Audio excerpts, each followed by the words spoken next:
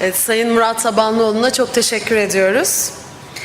Şimdi de Fransa'dan bir örnek dinleyeceğiz. Çuhadaroğlu Holding'in de katıldığı Hachette Livre deneyimlerini aktarması adına bu yeni yönetim binasının tasarlanmasında yer alan ve halen yapım çalışmalarını yürüten Jacques Ferrier Mimarlık Ofisi Direktörü Sayın Stéphane Vigouro'yu kürsüye davet ediyorum.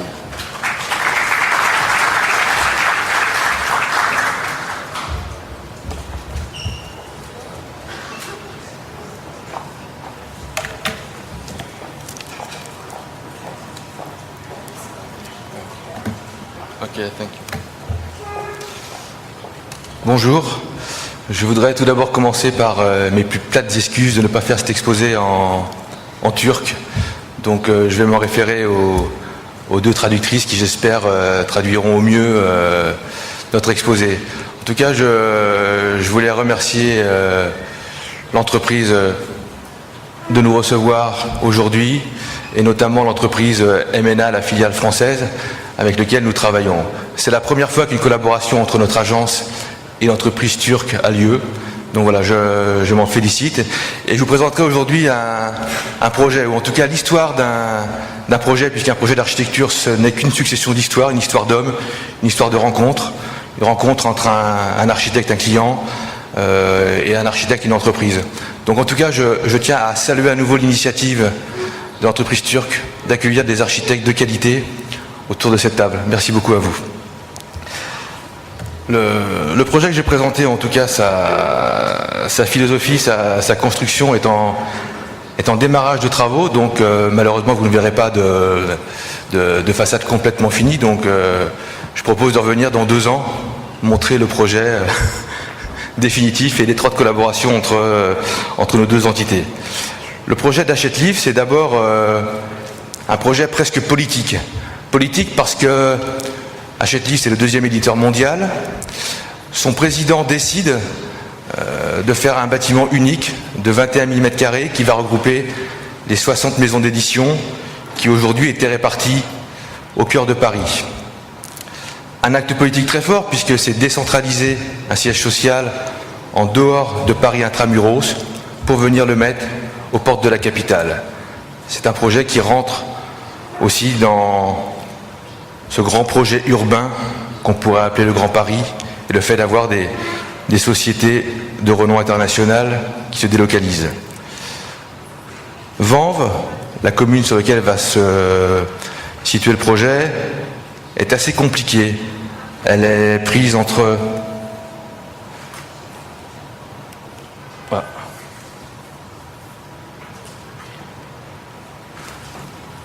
des voies ferrées. Oui, mais excusez-moi. Donc site assez compliqué, pris entre des voies ferrées sur la ligne du train à grande vitesse, pris entre une rue très passante, et un site qui vient s'insérer dans un contexte urbain divers et varié, avec d'un côté des studios de télévision, de l'autre un ensemble pavillonnaire de petite taille, et en fond, donc les voies ferrées et des ensembles de grande hauteur, environ 14-15 étages, de logements. Le premier travail a été d'élaborer, en tout cas de comprendre les réglementations en vigueur pour définir un volume construit maximal. Ce volume construit, il nous dit clairement que nous pouvons nous aligner de part et d'autre et qu'il y a des retraits entre les parties est et ouest.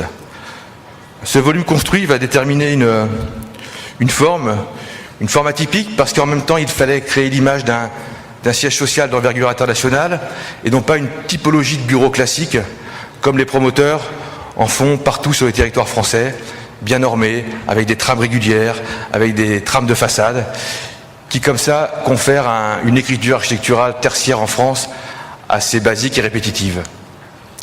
Donc ce volume, ce travail d'agence, qui reflète aussi tout le travail sur tous nos projets, c'est d'abord des workshops, c'est d'abord beaucoup de discussions en interne, entre architectes, entre Jacques Ferrier, entre des partenaires extérieurs, philosophes, responsables de communication, maquettistes, perspectivistes, qui permettent de nourrir et d'enrichir le propos. Donc ce travail, Il est mis au regard de tous dans l'agence. Chacun peut y contribuer, peut apporter un commentaire sur son expérience. Donc nous affichons des essais de façade, des essais de plan masse, des essais en maquette. Il y a un travail très manuel, très important au départ, le travail de la matière, découper les choses, pouvoir toucher tactilement le projet. Donc voilà, donc il en découle une forme.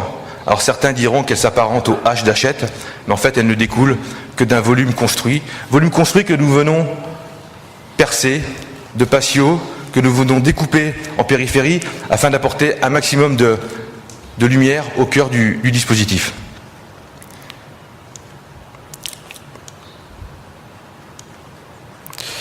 Ce travail en plan est assez clair. Il y a une parcelle qui fait environ 100 mètres de long sur 50 mètres de large, et il nous permet surtout de dégager un point très important dans un milieu urbain très dense. C'est sur 6000 et quelques mètres carrés de surface, nous arrivons à dégager un jardin privé d'un tiers de la surface, de 2000 mètres carrés, qui va conférer aussi aux utilisateurs un certain cadre de vie et cadre de travail au quotidien. Ce projet, il fonctionne de deux façons. Je dirais une façon tournée vers le jardin avec les espaces de réception, le hall d'entrée, l'accueil, le restaurant, et une partie arrière, telle des coulisses, qui servent à la fois au service, à la distribution des cuisines et des différentes entités liées au fonctionnement du bâtiment. Voilà une vue en perspective de ce que va être l'entrée, à la fois une grande bibliothèque, laissée libre, ouverte aux utilisateurs et aussi aux gens qui vont venir chez Hachette, et de l'autre côté, ce jardin qui met aussi à distance le contexte un peu compliqué, bavard des bâtiments mitoyens. Voilà. Et le restaurant qui n'est pas traité comme une grande cantine, mais plutôt comme des alcôves, comme ça, tournées vers le paysage. Mais il faut quand même se ramener à la fonction première de ce bâtiment, qui est d'accueillir 800 salariés qui travaillent dans des maisons d'édition différentes, qui ont chacun leur propre culture. Et il n'était pas question de créer un bâtiment avec une circulation centrale et des couloirs de part et d'autre. Et donc cette forme qui avait découlé des réglementations nous a permis de mettre en place un dispositif de circulation à chaque niveau légèrement différente, qui permet d'aller d'un point A à un point B en prenant différents parcours.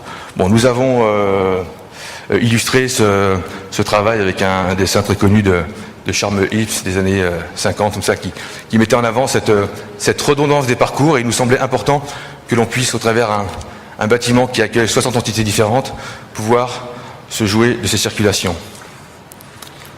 Voilà le plan où on va commencer après à aborder la thématique de ce colloque et la thématique façade, donc avec une périphérie qu'on appelle une périphérie habitée, de bureaux, tous ouverts vers l'extérieur, tous éclairés naturellement. Voilà. Et par endroits, à certains niveaux, des variations thématiques, là notamment de patios, qui permettent aux utilisateurs d'aller fumer une cigarette, d'aller faire une rencontre informelle au cœur même du bâtiment, et de lui apporter dans son centre de la lumière, et aussi d'éclairer naturellement les différentes circulations. Voilà la vue en 3 dimensions qui illustre ce projet, où le président d'Hachette Livre voulait aussi clairement pouvoir s'identifier à autre chose qu'un bâtiment tertiaire, presque à un bâtiment, j'ai envie de dire, d'ordre public. Comment faire d'un bâtiment tertiaire un bâtiment qui a une vocation à être un bâtiment majeur dans la ville de Vanves. Notre travail, nous, sur les façades, voilà, vous pouvez le voir, vu depuis la rue Jean-Bleuzen, c'est un travail assez récurrent sur nos façades. J'ai presque envie de mettre en avant la notion d'insistance, de répétitivité, que nous avions mis en place lors de l'exposition universelle de Shanghai. Nous avons eu la chance d'avoir ce cadeau de l'État français de réaliser la mise en œuvre de ce pavillon, et ça avait été la question qu'on s'était posée à l'agence, c'était comment dans une exposition universelle très bavarde, parmi 160 pavillons différents, on pouvait créer une image unique, facilement reconnaissable.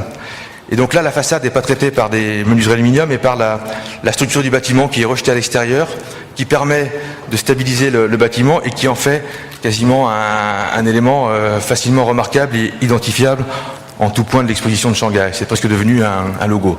Donc ce pavillon est resté en place. Voilà, dans ce milieu urbain, voilà comment ressortait ce pavillon, était clairement identifiable par cette régie structurelle. Autre travail légèrement différent, celui du siège social pour une grande marque de champagne français. Un petit projet simplement de 2000 m². Et la présidente voulait là également que son siège puisse avoir une aura internationale. Et donc nous avons revêtu, ou en tout cas dissimulé la partie tertiaire derrière une mantille, une résille d'aluminium perforée qui évoquait aussi l'ébullition des bulles de champagne. C'était un peu une métaphore très simple mais qui fonctionnait assez bien. Donc ce bâtiment en aluminium anodisé devient soit complètement or brillant, soit or mat. Et confère une image singulière et facilement identifiable de ce pavillon. Voilà, je m'arrêterai rapidement sur, également sur un projet très simple qui est un parking de voitures, où là on travaille sur une résille en bois qui confère une image un peu nouvelle. Et dernier exemple, un projet là de bureau très standard aux portes des Alpes en France, où il fallait qu'on puisse complètement sortir de l'image basique d'un bureau tertiaire, que l'on a habillé d'une résille métallique et de panneaux photovoltaïques qui génèrent de l'énergie au cœur du bâtiment, et comme ça qui crée une ambiguïté entre ce qui est une façade standard de bureau, avec une trame de plein, une trame de vitre, et là les pistes sont brouillées. Pour en revenir à notre projet Hachette, donc il fallait lui conférer une image unitaire et singulière. Il fallait aussi apporter des caractéristiques qui permettent d'atteindre des ambitions environnementales assez élevées. Et donc on a décidé d'habiller les plus grandes façades de lames perforées, perpendiculaires aux façades, qui permettent à la fois de protéger l'utilisateur, l'employé du soleil, mais aussi de mettre à distance, de lui créer une intimité par rapport à ce contexte urbain très présent.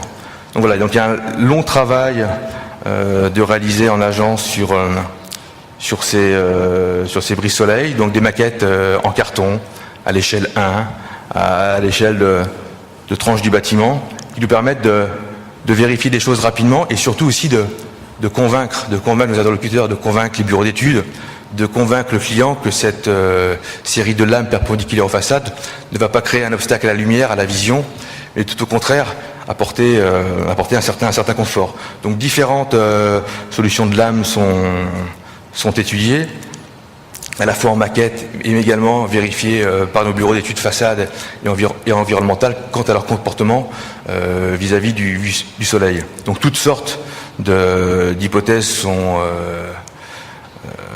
sont mises en œuvre pour arriver à des solutions plus simples, plus radicales, qui sortent du design ou en tout cas du rapport esthétique, mais où la technique vient aussi parler au service du projet.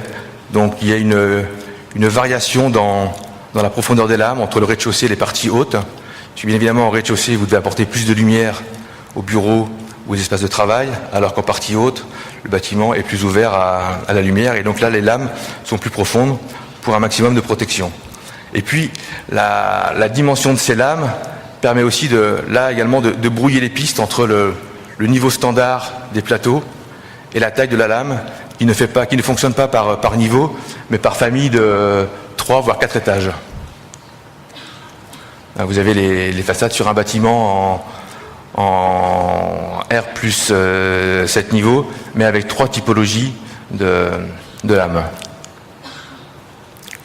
Voilà, donc toujours ces essais en atelier à l'agence qui est récurrent. Sur chaque projet, vous avez ce travail et cette combinatoire entre les maquettes et les perspectives. Et puis en plus, sur ces façades, un jeu de vitrage sérigraphié qui reprendra ou non le motif de la perforation et qui va davantage brouiller les pistes et puis aussi masquer en partie basse tout ce qu'on peut trouver à traîner au pied d'un bureau. Voilà, l'objectif c'est aussi de faire un bâtiment environnemental fortement vitré. Voilà une vue une vue depuis un bureau avec 2 trames. Voilà. Et ensuite des essais sur les profondeurs de lame. Les plus importantes vont jusqu'à 55 cm, 40 cm pour les intermédiaires et une vingtaine de centimètres pour les parties en rez-de-chaussée. Donc c'est une tôle aluminium extrudée et perforée. Voilà, des essais qui sont faits assez en amont avec des partenaires français qui nous font vérifier certains éléments. Et voilà donc la façade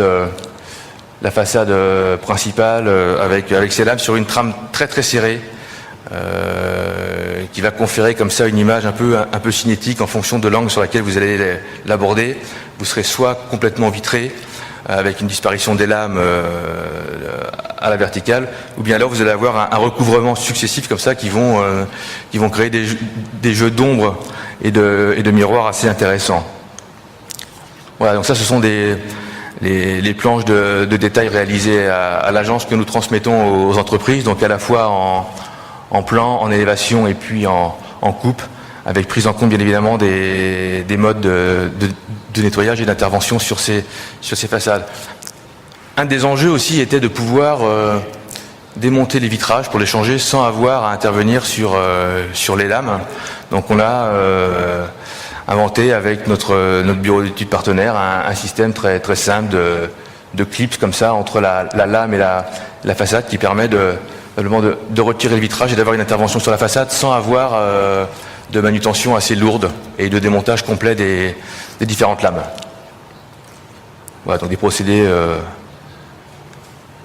très simples dans la mise en œuvre, mais qui demandent un certain temps d'étude. Là, voilà. Donc là, c'est les premiers détails de MN Aluminium, donc en France, qui respectent et qui nous ont aidés avec leur savoir-faire d'entreprise à résoudre des problèmes techniques. C'est-à-dire que nous, en France, alors je ne sais pas comment ça se passe exactement en Turquie. Bon, les Anglais, par exemple, ils vont jusqu'au détail d'exécution sur les chantiers. En France, vous avez une phase qui s'appelle une phase projet, où l'architecte définit, je dirais, les grandes lignes, les grands principes des éléments constitutifs du projet, c'est-à-dire les alignements, les principes de démontage. Et ensuite, il y a un partenariat très fin avec l'entreprise pour tirer le projet vers l'acte de construire. Voilà. Ensuite, il y a des prototypes qui sont réalisés, que nous demandons dès le début de l'entreprise, à petite, et ensuite à l'échelle 1, des éléments de façade, donc qui sont bien évidemment commentés, qui font état d'aller-retour entre nous et l'entreprise. C'est un vrai travail en commun, un vrai travail de partenaire. C'est-à-dire qu'à un moment donné, si ça ne fonctionne pas, ça ne fonctionnera pas jusqu'au bout.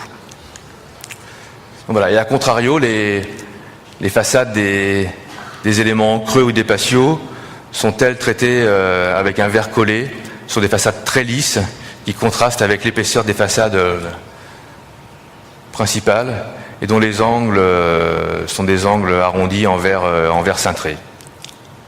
Voilà, le même principe, là, les grands principes et les grandes intentions architecturales sur ces façades et les plans réalisés par l'entreprise qui correspondent exactement à ce que nous souhaitons. Voilà, et ensuite un premier prototype d'aspect rapidement réalisé sur place ici à Istanbul afin de vérifier les grands principes des façades, la trame, les hauteurs, les éléments de fixation. Et ces prototypes ont été commentés durant une après-midi. On s'est réunis, l'agence Ferrier, le bureau d'études français, MNA, le bureau d'études interne à MNA basé à Istanbul, pour commenter et savoir comment on pouvait tirer ces prototypes davantage vers ce que l'on souhaitait et j'ai envie de dire vers une excellence. Voilà, et ces prototypes sont en train d'arriver, en tout cas il s'est passé 2 mois entre la première visite et maintenant, donc nous attendons avec impatience dans les jours à venir le montage final de ces prototypes qui seront présentés à la fois aux clients et aux interlocuteurs français pour une dernière validation. Voilà, et là vous avez l'image du chantier en cours, donc nous espérons bien pouvoir revenir dans 2 ans avec une belle démonstration d'un partenariat turc et français qui se passera, j'en suis persuadé, très très bien. Voilà, je vous remercie pour votre attention et on finira par un petit film de présentation et je suis là pour répondre à vos éventuelles questions. Merci beaucoup en tout cas.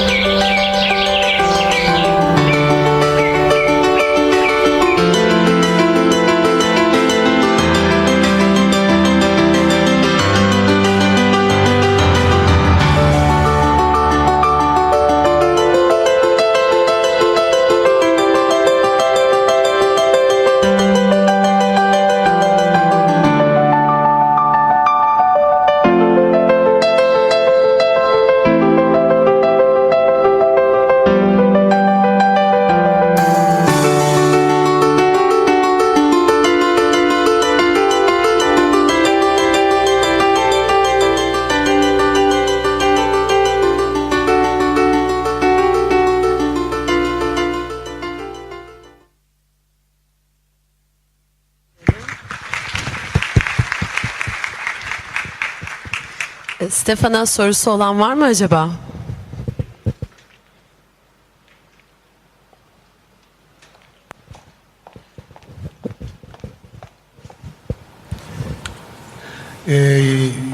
Mimar Yücel Akyürek.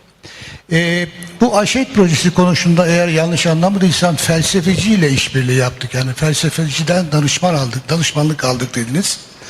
Bana bu mimar felsefeci ilişkisi ilginç geldi. Eğer cephe konusundan fazla zaman çalmayacaksak küçük bir ayrıntı verebilir misiniz? Nasıl konularda şey yaptığınız alt başlıkları nedir?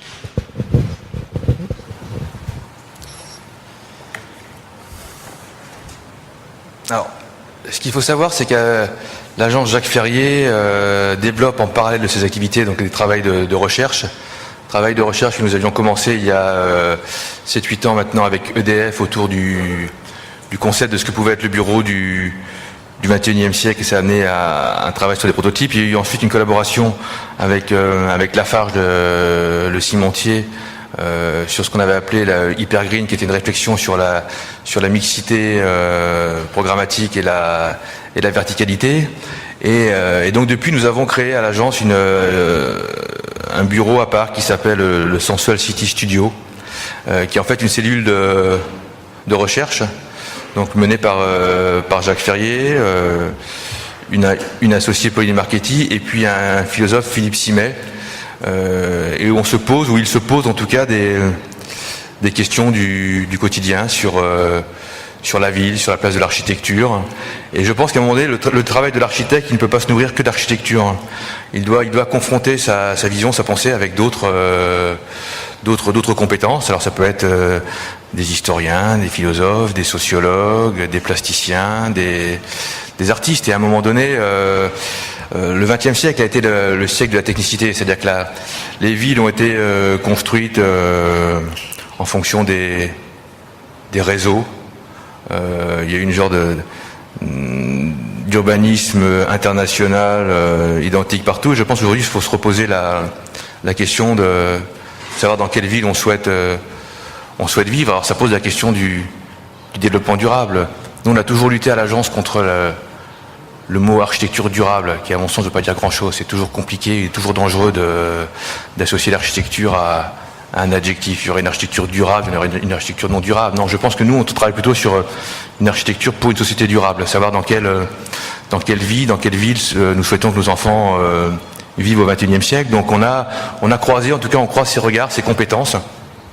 Ce qu'on est en train de mener d'ailleurs actuellement sur le métro du Grand Paris, puisque nous avons la mission de conseil sur les 57 gares du Grand Paris, que nous menons donc en parallèle avec le studio de recherche de l'agence, et qui permet tout simplement de croiser les parcours. Alors vous le croisez à cette échelle-là sur l'urbain, mais sur un bâtiment, vous croisez aussi les parcours, les expériences avec le savoir-faire de l'entreprise. Je pense que l'entreprise, c'est aussi un partenaire indispensable à l'architecte pour réaliser son projet. Donc un projet d'architecture, il ne se fait jamais dans la douleur ou dans la confrontation à un moment donné. Je pense que ce soit vis-à-vis d'un client, c'est-à-dire qu'il n'y a pas de bon projet s'il n'y a pas un bon client, il n'y a pas de bon projet s'il n'y a pas de bonnes entreprises derrière tout ça. Donc c'est pour ça que nous, on souhaite en tout cas développer et de croiser les compétences au service du projet et surtout des gens qui vont y vivre. Je ne sais pas si j'ai répondu exactement à la question.